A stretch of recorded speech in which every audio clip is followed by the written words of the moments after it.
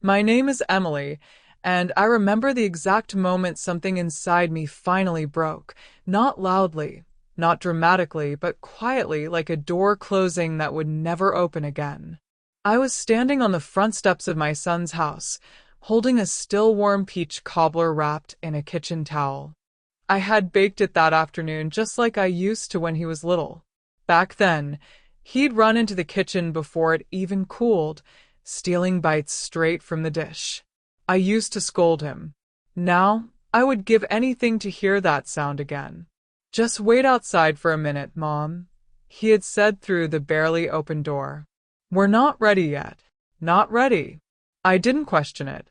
I never did. So I stood there. The air was sharp, early winter settling into the bones of the evening. The porch light wasn't on. It made everything feel colder somehow, like I wasn't expected, like I wasn't meant to be seen. I held the dish closer to my chest, feeling the heat fading through the towel. My fingers were stiff, but I didn't move. I told myself it would just be a minute. Maybe they were setting the table. Maybe the kids were running around. Maybe. Then I glanced through the window, and everything changed. They were already eating. The dining room glowed with soft golden light. I saw my son, Daniel, pouring wine into glasses.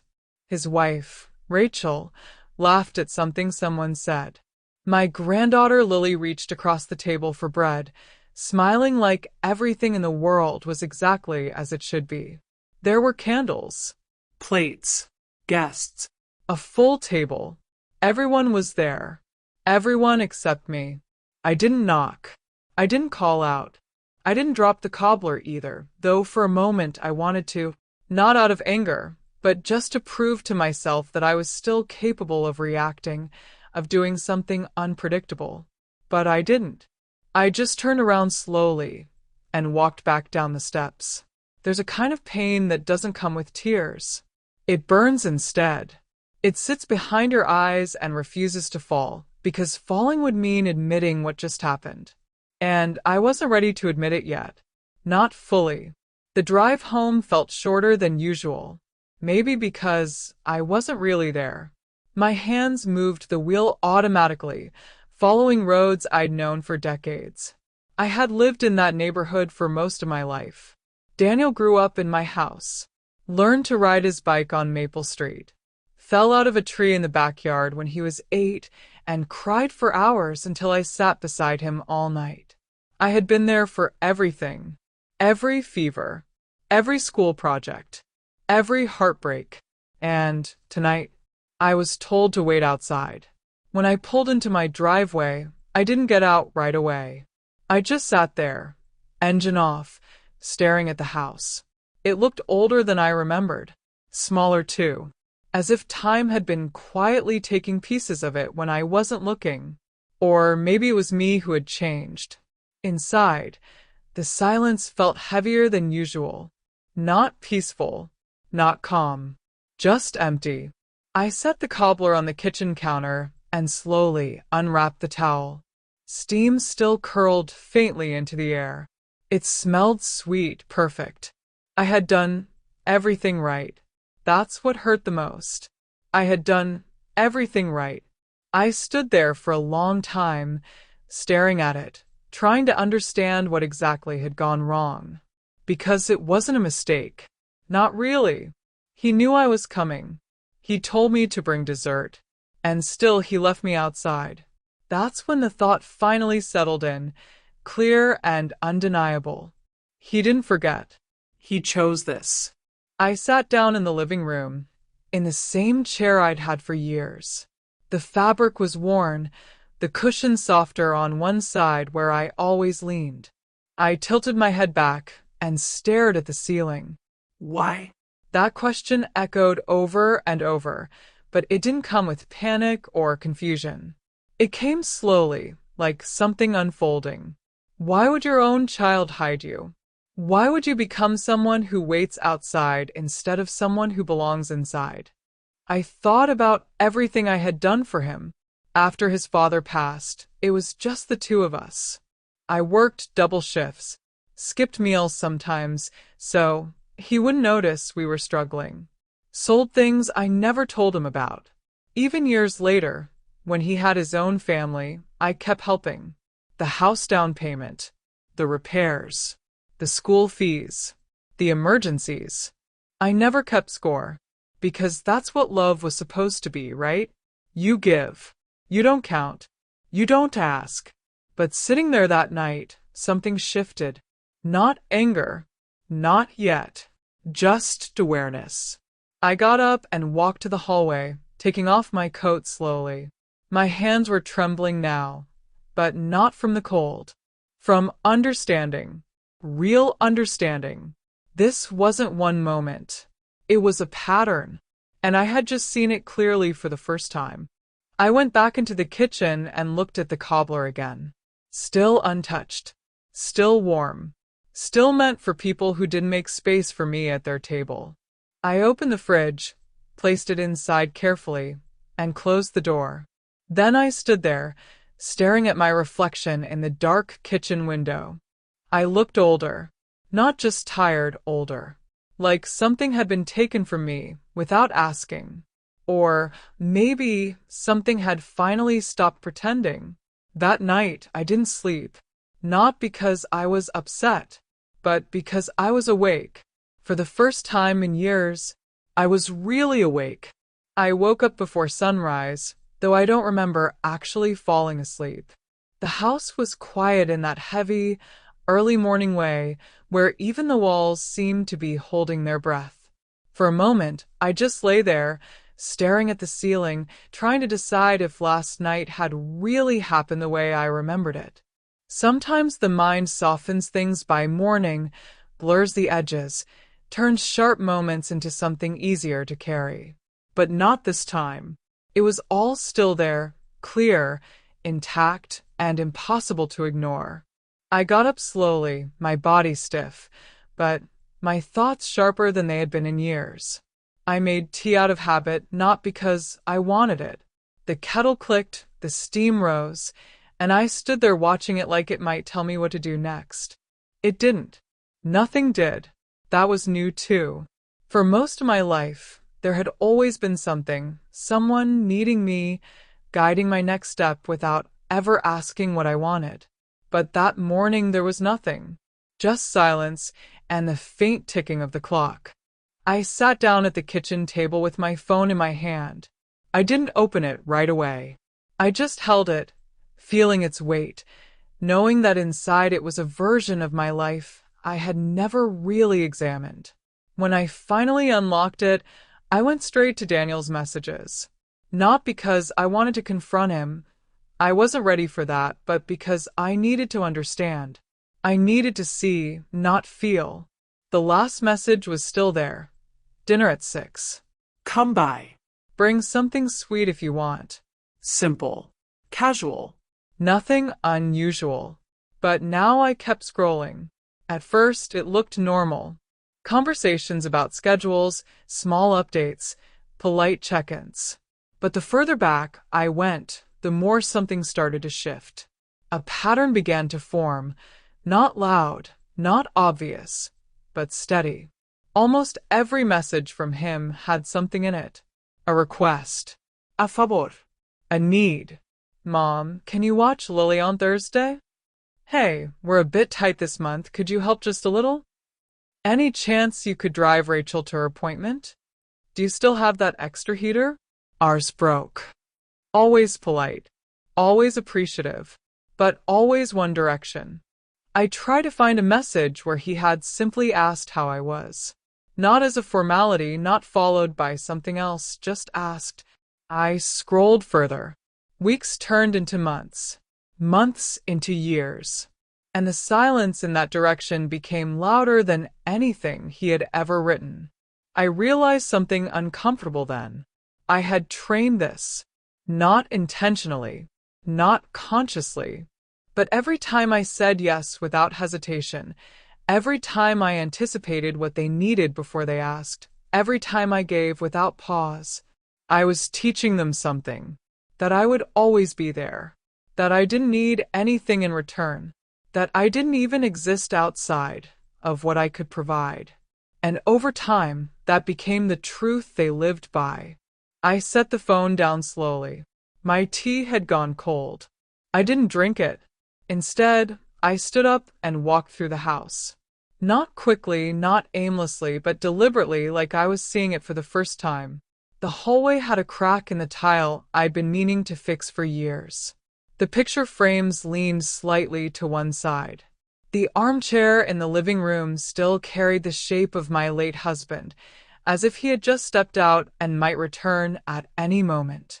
I stopped there for a while. He would have noticed. That thought came, without warning. He would have noticed something was wrong long before I did. Not because he was smarter, but because he paid attention in a different way. He used to say, "You give too much, Emily. One day you'll wake up and realize no one knows how to give back." I used to laugh when he said that. I wasn't laughing now. By mid-morning, I had made a decision, not a loud one, not something dramatic, just a quiet, internal shift.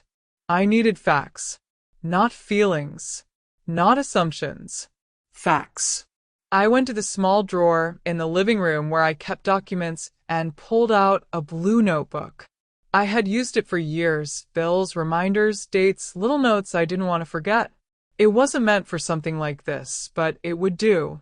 I sat down and started writing. At first, it felt strange. I wasn't even sure what I was looking for. But then I began listing everything I could remember giving Daniel over the years. Not gifts, not birthdays or holidays, but the things that filled the gaps. The things that kept his life moving when it stalled. The house deposit. I remembered that clearly. He had been short, stressed, embarrassed to even ask. I told him not to worry. I covered it without hesitation. Then came the car repair when Rachel's engine failed. Then the school fees. Then the medical bills for their dog. Then smaller things, groceries, utilities, last minute, just for now, money that was never mentioned again. The list grew faster than I expected. Page after page. I didn't rush. I wrote carefully, making sure I wasn't exaggerating, not adding emotion to it.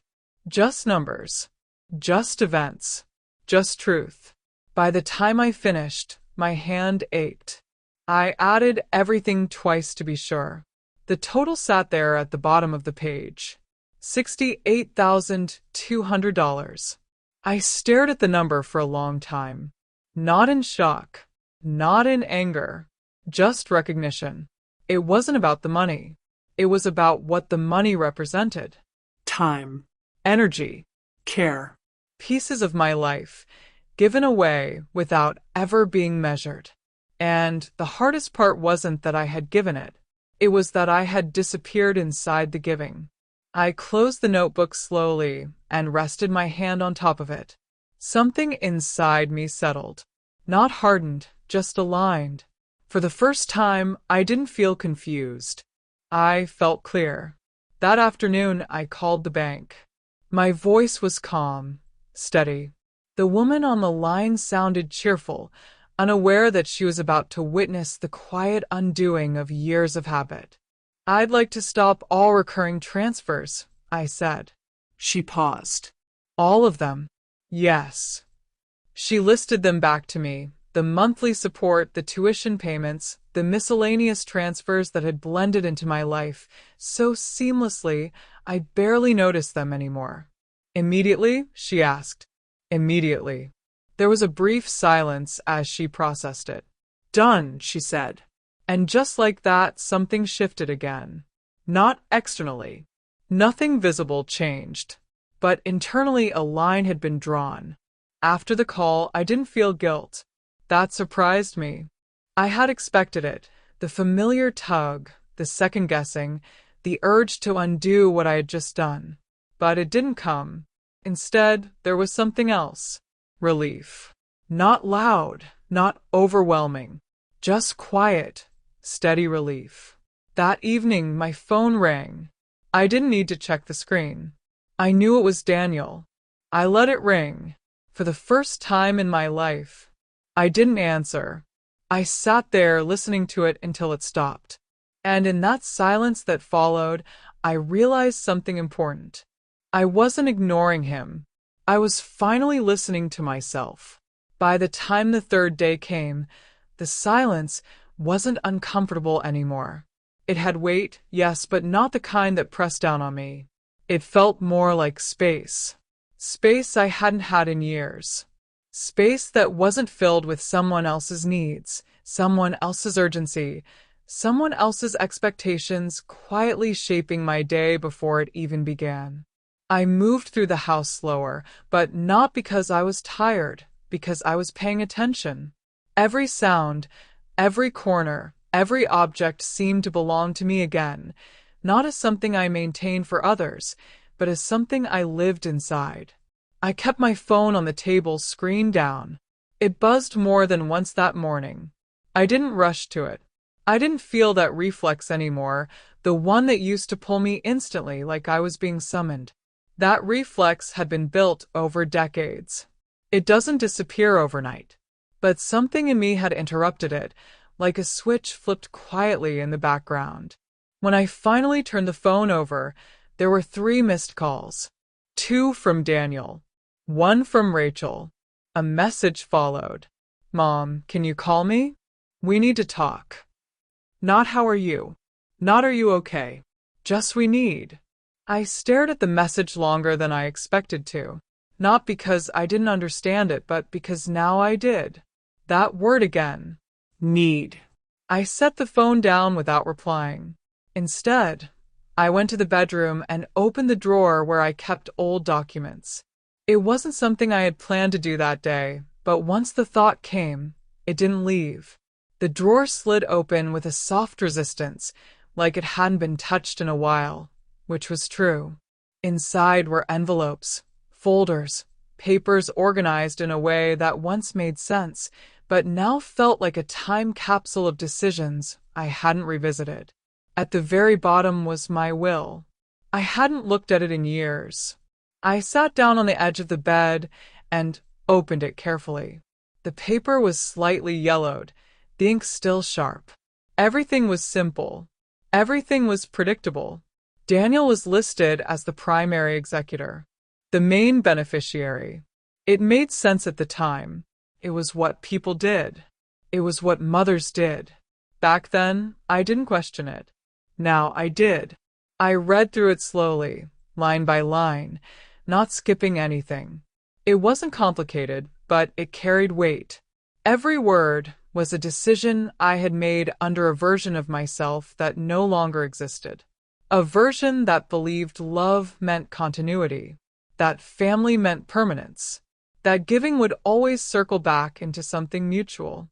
I closed the document and sat there for a long moment. Then I reached for my phone, not to call Daniel, not to respond, but to call someone else. "Good morning, this is Anderson Legal." "Hi," I said, my voice steady. "I'd like to schedule an appointment to revise my will." There was a brief pause. "Of course. Is this urgent?" I thought about that for a second. "Yes," I said. "It is." The appointment was set for the following morning. After I hung up, I didn't feel nervous. I didn't feel like I was doing something extreme. That surprised me more than anything. If someone had told me a week ago that I would be sitting here, calmly preparing to remove my son from my will, I would have said they didn't understand me at all. But maybe they didn't understand the version of me that was waking up now. That afternoon, Daniel called again. This time, I answered. Not because I felt obligated, because I was ready. "Mom," he said immediately, relief slipping into his voice. "Finally. I've been trying to reach you." "I saw," I replied. There was a pause. Not long, but enough. "Did something happen?" he asked. "You didn't answer yesterday." "I know." Another pause. He wasn't used to this. Not the silence. Not the lack of explanation. I had always filled those spaces for him. "Rachel said you sounded off when you spoke to her." "I wasn't off. I said calmly. I was clear. That word seemed to land differently. Okay, he said slowly. Then can you help me understand what's going on? I leaned back in the chair, looking out the window. The sky was overcast, the light soft but distant. You told me to wait outside, I said. He exhaled, almost immediately. Mom, we talked about this. It wasn't like that. It was exactly like that. That's not fair, he said, a hint of frustration slipping through. You came early. We weren't ready. There were 10 people at the table, I said.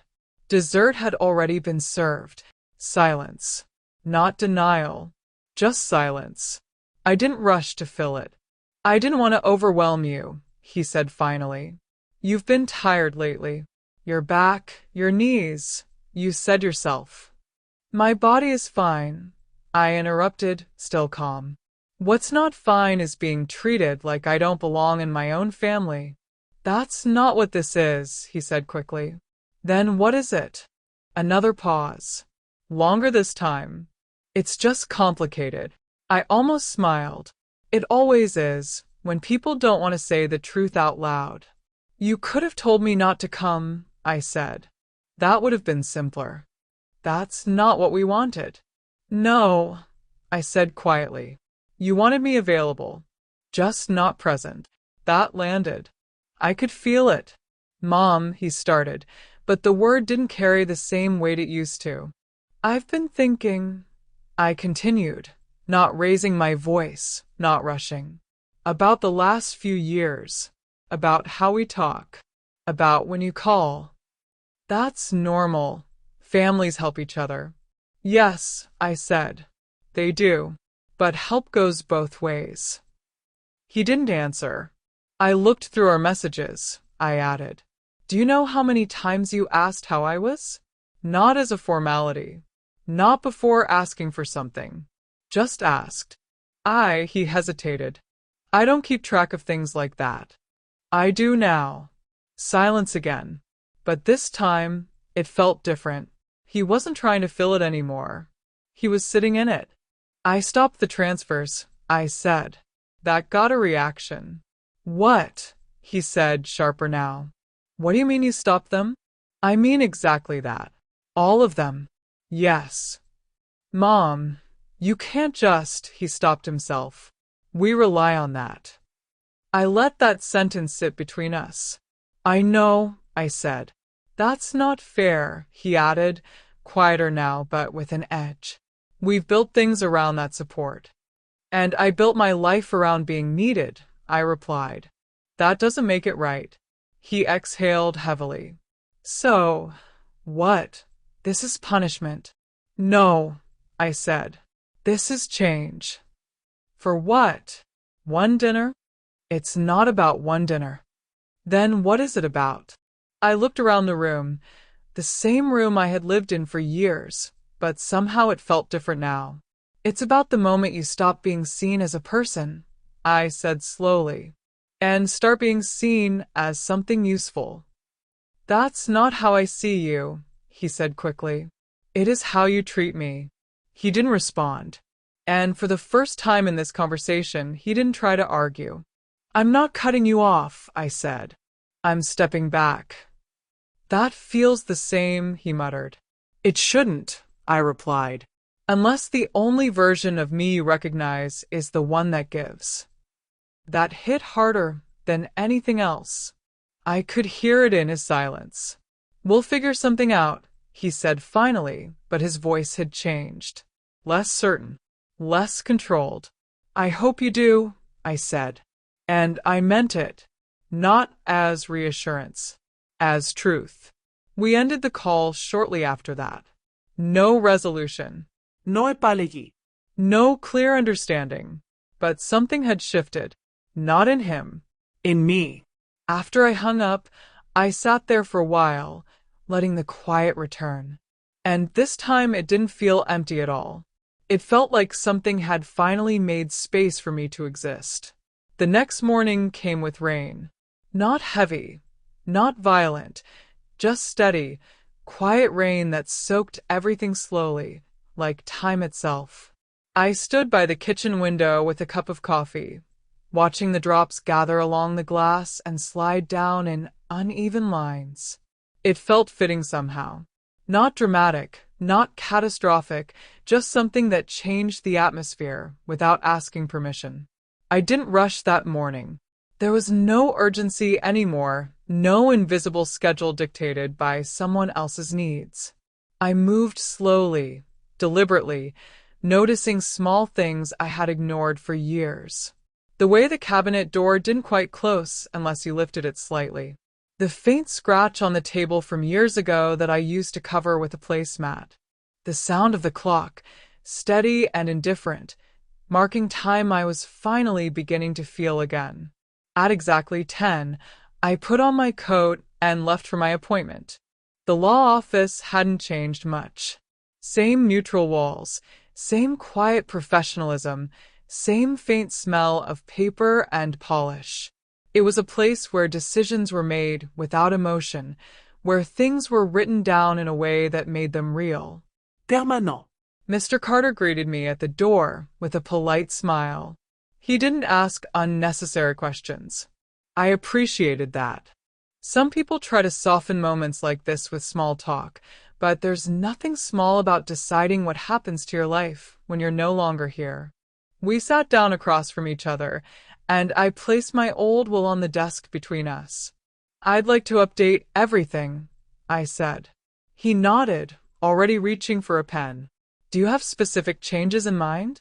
Yes. I didn't hesitate. I want to remove my son as executor. He paused briefly, not in judgment, just an acknowledgement of the weight of that statement. And as beneficiary, he asked. Yes. The word came easier than I expected. Do you want to name someone else? My granddaughter, I said. Sophia. He nodded again, writing it down without reaction. And the property? It stays in my name, I said. No shared ownership, no transfer before my passing. After that, it goes into a trust under her name. Understood. We continued like that for nearly an hour. Calm, precise, methodical. But beneath that calm was something deeper, not anger, not revenge, but clarity.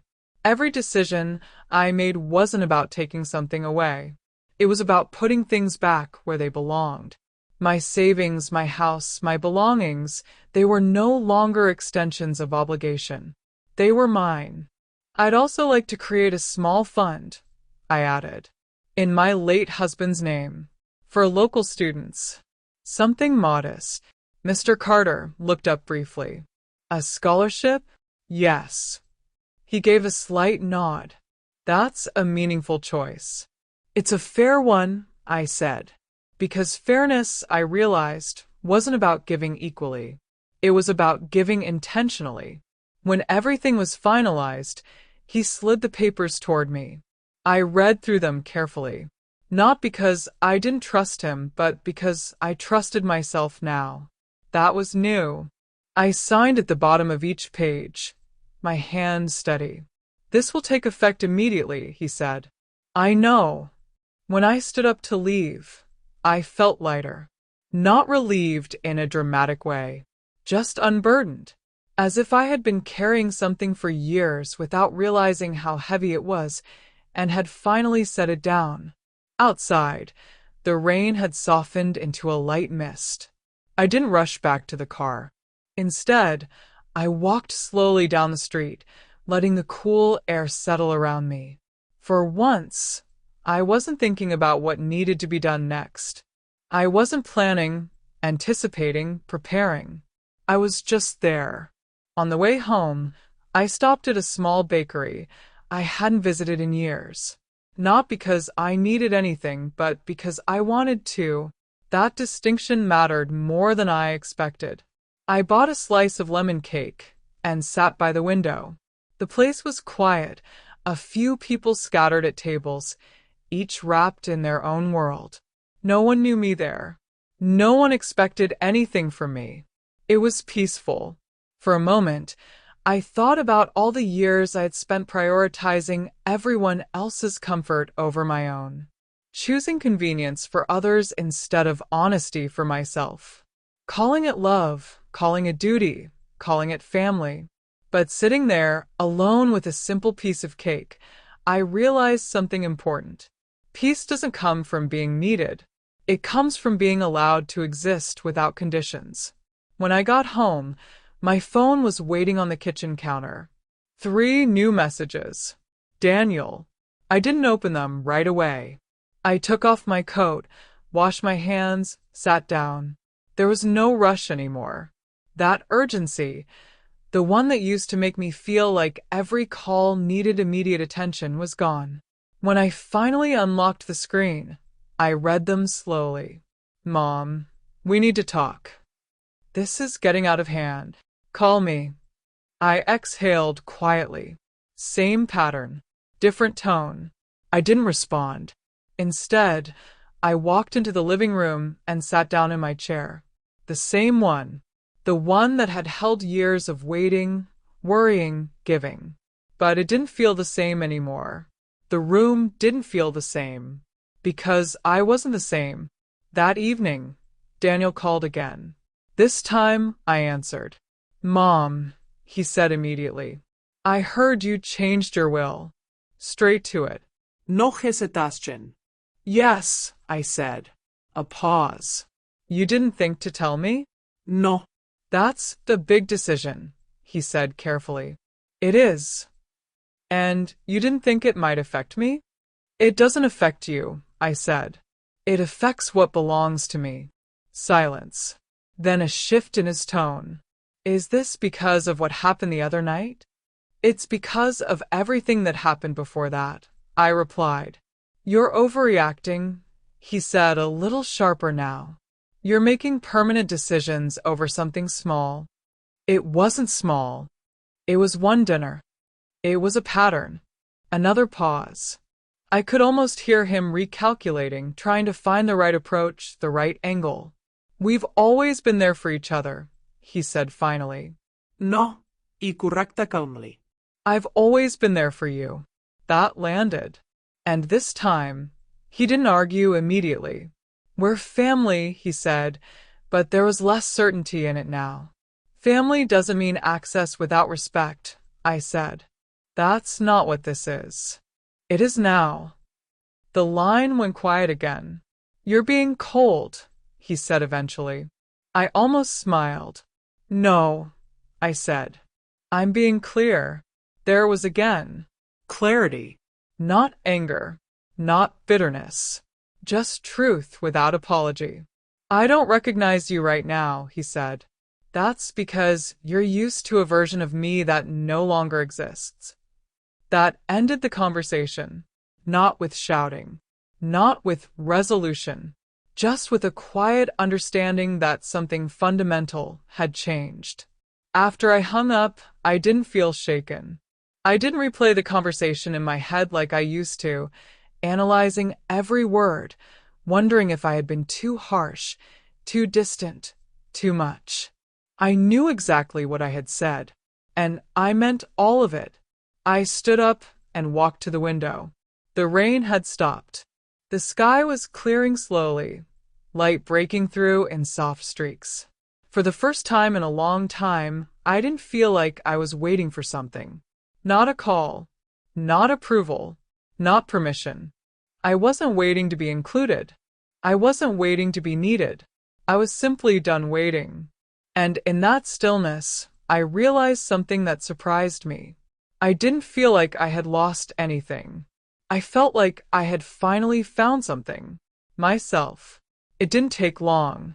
Change has a way of revealing things quickly, especially when people are used to you staying the same. The moment you stop playing your role, the entire structure around you starts to shift, sometimes quietly, sometimes all at once. In my case, it didn't take more than a couple of days before the consequences of my decision began to surface. Not in my life, but in theirs. The first sign came in the form of silence. Not the kind I had created for myself, but a different kind, the kind that follows when someone doesn't know how to approach you anymore. Daniel stopped calling for a day. Then 2. Then 3. It was unusual. Not because we talked often for the sake of talking, but because he usually reached out when something was needed. That absence told me more than any message could have. I didn't chase it. I didn't fill it. I let it exist. On the 4th day, he showed up. No call. No warning. Just his car pulling into the driveway like it had done so many times before. I saw him through the kitchen window, sitting there for a moment before getting out. That hesitation was new. Daniel had never hesitated before. He had always moved with certainty, with the quiet confidence of someone who assumed things would work out because, in his experience, they always had. Because I made sure they did. I didn't rush to the door. I wiped my hands, finished what I was doing, and then walked over calmly. When I opened it, he was already standing there, one hand half raised, as if he wasn't sure whether to knock or not. Hi, he said. Daniel. I didn't move aside immediately. That, too, was new. Can I come in? He asked. I studied his face for a moment. He looked tired. Not physically, but something deeper. Like someone who had run out of easy answers. All right, I said. For a little while. He stepped inside slowly, his eyes scanning the room like he was looking for something that had changed but couldn't quite name what. Maybe he expected to feel the same comfort he always had. Maybe he expected me to soften the moment for him. I didn't. We moved into the kitchen. He sat down at the table. I remained standing for a moment before taking my usual seat across from him. The same table, the same space, but not the same dynamic. I didn't come here to argue, he said. That's good, I replied. I'm not interested in arguing. He nodded, clasping his hands together. For a few seconds, he didn't speak. That silence stretched, unfamiliar to both of us. I used to fill it. Not anymore. We're having some problems, he said finally. I didn't react. The business, it's not doing well, he continued. We're behind on payments. A few things fell through. Still, I said nothing. And the house, he added, his voice tightening slightly. We refinanced last year. The payments are higher now. If we don't catch up, he didn't finish the sentence. He didn't need to. I leaned back slightly, watching him, not as a mother ready to fix things, but as a person listening. Why are you telling me this? I asked calmly. He looked up surprised. Because I don't know who else to tell. There it was. Not because I trust you. Not because I want your advice. Because there was no one else. I let that settle between us. I'm listening, I said, but I'm not solving. He blinked, like the sentence didn't quite register at first. What does that mean? It means exactly what it sounds like. He exhaled, running a hand through his hair. Frustration flickered across his face, not explosive, just controlled, like he was trying to keep the situation from slipping out of his grasp. We just need a little time, he said. A bit of help to stabilize things. There it was. Not directly, but clearly. I'm not giving you money, I said. The words landed cleanly. No hesitaste. No apology. He stared at me for a moment, processing it. After everything, you're just going to let us struggle? I'm not letting you struggle, I said. You're facing the result of your own decisions. That's harsh, he replied.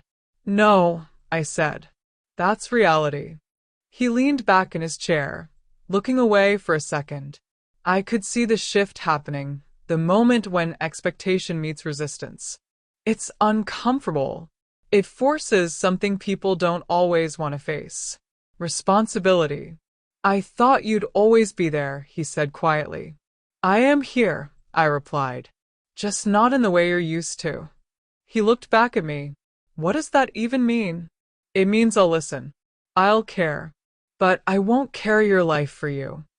The room fell silent again. This time, it felt heavier. Not because of tension, but because something real was finally being said out loud. We've made mistakes, he admitted after a while. I know that. I nodded slightly. And maybe we relied on you too much. That was the closest he had come to acknowledgement. Not an apology, but a step. I don't regret helping you, I said. I regret disappearing while doing it. He frowned slightly. I never asked you to do that. No, I said. You didn't have to. That seemed to confuse him, because people rarely see the full impact of what they accept without question. I thought that was just how things were, he said. I know, I replied. And I meant it. That was the problem. He had accepted the version of me I had allowed him to see. The one who always said yes. The one who never pushed back. The one who made things easier without asking for anything in return. And now that version was gone. I don't know what to do, he said quietly. For the first time, he sounded unsure. Not defensive. Not persuasive. Just unsure. I looked at him for a long moment. You figured out, I said. That answer didn't come with comfort. And it wasn't meant to. You raised me to handle things, he added, almost as if trying to remind me. Yes, I said. So handle them.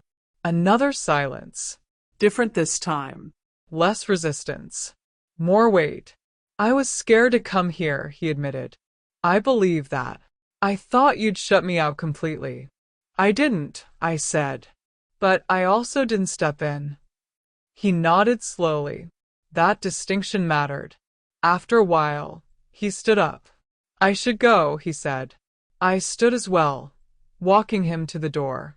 Not out of habit, but because I chose to. Before he left, he hesitated again. Are we okay? He asked. I thought about that. Not quickly. Not automatically. We're different, I said. He absorbed that, then nodded. Okay. He didn't hug me. I didn't expect him to. He walked to his car, slower than when he arrived, as if something inside him had shifted, even if he didn't fully understand it yet. I watched from the doorway until he drove away. Then I closed the door. Not with sadness. Not with relief. Just with certainty. I went back into the kitchen and sat down at the table. The same table where, for years, I had planned how to help, how to fix, how to give more. Now I sat there with nothing to solve. Nothing to prepare for. Nothing to give. And instead of feeling empty, I felt steady. For the first time, I wasn't reacting to someone else's life. I was standing in my own. And I realized something simple, but powerful. Letting someone struggle doesn't mean you don't love them. Sometimes it means you finally respect them enough to let them grow. After Daniel left, the house didn't fall into silence the way it used to. It settled. That's the only word that fits. Like something had been stirred for years and had finally come to rest at the bottom. I stayed in the kitchen for a while, my hands wrapped around a cup of tea that had already gone cold. I didn't bother reheating it. I wasn't trying to fix small discomforts anymore. That, too, was a habit I was learning to let go of. The constant adjustment, the quiet corrections, the instinct to make everything smoother than it needed to be. That evening, I didn't turn on the television. I didn't reach for distractions. I just sat by the window and watched the sky darken slowly, the kind of slow shift you only notice when you're not rushing toward something else. And for the first time in a long time, my thoughts didn't spiral. They didn't search for ways to repair what had happened or rehearse conversations that might change outcomes. They stayed still. But stillness doesn't mean emptiness. It means things begin to surface. I thought about Daniel, not the man who had just sat across from me, but the boy he used to be. The way he would fall asleep on the couch, one arm hanging off the edge, completely unaware of the world. The way he used to look at me like I had answers to everything. Back then, I didn't mind carrying that responsibility. It felt like purpose. It felt like love. But somewhere along the way, purpose turned into expectation. And expectation turned into dependency. Not just his. Mine too. Because if I was honest, truly honest, I hadn't just been giving out of love. I had been giving out of fear. Fear of becoming unnecessary. Fear of being left out. Fear of sitting alone in a house that used to be full of noise and laughter and movement. So, I made myself indispensable. I filled every gap before it could widen. I made sure there was never a moment where they didn't need me. And in doing that, I slowly erased the version of me that existed without them. That realization didn't come with guilt. It came with understanding. The next morning, I woke up earlier than usual. Not from restlessness, but from a kind of quiet alertness that had been growing in me over the past few days. The house felt different again, not lighter, not heavier, just aligned. Like everything was exactly where it was supposed to be. I made breakfast slowly. Toast, eggs, coffee. Nothing special. But I sat at the table and actually tasted it. That sounds simple, but it isn't. For years, meals had been something I moved through, not something I experienced. There was always something else on my mind. Someone else's problem waiting just behind next bite. Not anymore. After breakfast, I walked outside into the yard. The air was cool, the ground still damp from the previous night. The garden looked neglected. Not ruined, just unattended. Like something that had been waiting patiently for attention that never quite came. I knelt down slowly, brushing my fingers through the soil. I used to love this. Before everything became about schedules and responsibilities and making sure everyone else was taken care of, this had been mine. Quiet, simple, grounding. I pulled a few weeds, not with urgency, not trying to fix the whole garden at once. Just one at a time. That felt right. Later that afternoon, my phone buzzed. This time, it wasn't Daniel. It was a message from my granddaughter, Sophia. Y grandma. Are you home? I smiled slightly. Yes, I replied. She arrived about 20 minutes later, stepping into the house with that same quiet presence she had always had. Not loud, not demanding, just present. I brought groceries, she said, holding up a bag. You didn't have to do that. I wanted to. That difference again. We moved into the kitchen together, putting things away without much conversation. She knew where everything went. That told me more than anything else could. She had been paying attention, watching, learning in a way that didn't require words. When everything was settled, we sat down at the table. She looked at me for a moment before speaking. Can I ask you something? Of course. Why now? Her tone wasn't accusing. It was curious. Why now? I thought about that carefully before answering. Because I finally saw it clearly, I said. Not just what they were doing, but what I was allowing. She nodded slowly, absorbing that. I think they're confused, she said. I know. They're not used to you saying no. I'm not used to it either, I admitted. That made her smile slightly. But it suits you, she said. That surprised me. How? You seem calmer, she replied. Not softer. Just more real. I leaned back slightly, considering that. More real. Maybe that was it. Not stronger. Not colder. Just more honest. They're struggling, she added after a moment. I know. Are you going to help them? The question hung there between us. Simple. Direct. I didn't answer immediately. No, I said finally. She didn't react right away. She just nodded, like she had expected that answer. Do you feel bad about that? Another pause. Sometimes, I admitted, but not enough to go back to who I was. She looked at me differently then, not as a grandmother who provided, but as a person making a choice. I think that's fair, she said. Fair. That word carried more weight now than it ever had before. We sat there for a while, not talking, just sharing the space. It didn't feel empty. It felt complete. Before she left, she stood by the door and hesitated slightly. "I'm proud of you," she said. I didn't respond right away. Not because I didn't feel it, because I did. More than I expected. "Thank you," I said quietly. After she left, I stood in the doorway for a moment, watching her walk to her car. She didn't look back. Not because she didn't care, because she trusted that I was still there. That kind of trust felt different. It wasn't built on dependency. It was built on choice. That night, I slept deeply. Notice les autres. No unfinished conversations replaying in my head. Just sleep.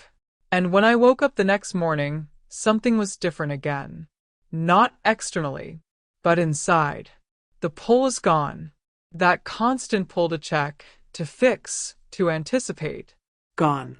In its place was something quieter, stronger. A kind of steady awareness that didn't need validation. I got up, made coffee, and sat by the window.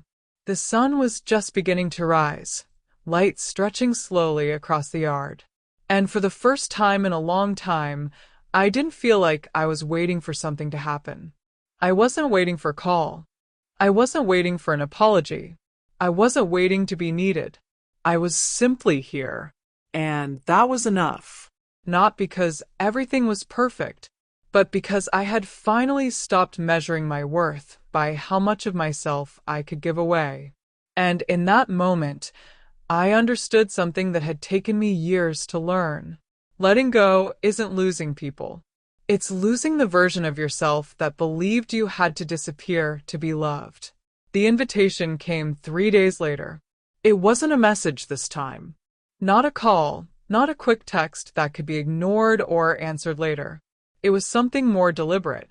I found it in the mailbox, tucked between advertisements and folded papers, a simple envelope with my name written on the front in Daniel's handwriting. Careful, slower than usual, like he had thought about every letter before writing it. I stood there for a moment, holding it, feeling its weight. It wasn't heavy, but it carried something more than paper. Something intentional. Inside was a card. Dinner. Saturday, 6 p.m. Just us. No guests. We'd like to try again. No explanations. No excuses. No pressure. Just an opening. I placed the card on the kitchen table and sat down across from it, studying it like it might change if I looked long enough. My first instinct wasn't anger. It wasn't even hesitation. It was something quieter. Something more complicated. Recognition. Not of what they were offering, but of what I had been through. I thought about the last time I stood at their door. The cold air. The dark porch. The sound of laughter behind glass that separated me from a life I thought I was part of. I remembered the weight of that dish in my hands, the warmth fading slowly as I stood there, waiting to be invited into something that had already begun without me. That memory didn't hurt the way it had before. It didn't burn. It didn't ache. It simply existed. Clear. Unchangeable. True. And that truth mattered more than any invitation. I picked up my phone and called Sophia. She answered quickly. Ida. I got something in the mail, I said. A dinner invite? She asked, almost immediately. I smiled slightly. Yes. I figured they might try that. I'm going, I said. There was a brief pause. Okay, she replied. On your terms? Yes. What do you need? I want you to drive me, I said, and walk me to the door. Done, she said without hesitation. That was enough. Saturday came quietly. No tensión. No anticipation building into something overwhelming.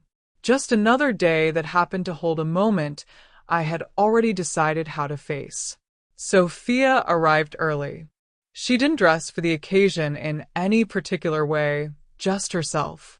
Simple, steady, grounded. That mattered more than anything else. The drive was calm. No heavy conversation. No rehearsing what I might say or how I might respond. I wasn't going there to perform. I wasn't going there to fix anything. I was going there to see. When we pulled into the driveway, I noticed the porch light was already on. That detail didn't go unnoticed. We stepped out of the car together. The air was cool, but not sharp like the last time. As we reached the steps, I placed a hand lightly on Sophia's arm. "Wait here," I said. She nodded. I walked up alone. Each step felt deliberate. Not slow out of hesitation, but steady out of awareness. I wasn't carrying anything this time. No dizch. No offering. No symbol of effort or expectation. Just myself. Before I could knock, the door opened. Daniel stood there. He didn't smile. Neither did I. But he didn't tell me to wait. "Hi," he said quietly. "Hello." He stepped aside. And this time, I walked in. The house looked the same, but the atmosphere was different. The table was set, but not for a crowd. 3 plates. No decorations. No performance. Just a meal. Rachel stood near the kitchen, her hands slightly tense, like she didn't quite know what to do with them. She nodded when she saw me. "Thank you for coming," she said. I didn't respond immediately. I took in the room, the space, the effort, not exaggerated, not theatrical, just intentional. I sat down. They followed. For a moment, no one spoke. Not because we didn't have anything to say, but because this time no one was pretending it was simple. "We wanted to try again," Daniel said finally. "I see that," I replied. Rachel looked at me, her voice quieter than I had ever heard it. "We know we hurt you." I nodded once. Yes. No softening. No minimizing. Just acknowledgement. "And we're sorry," she added. I studied her for a moment. Not for the words, for the meaning behind them. "I'm not here for apologies," I said. "I'm here to see if anything has changed."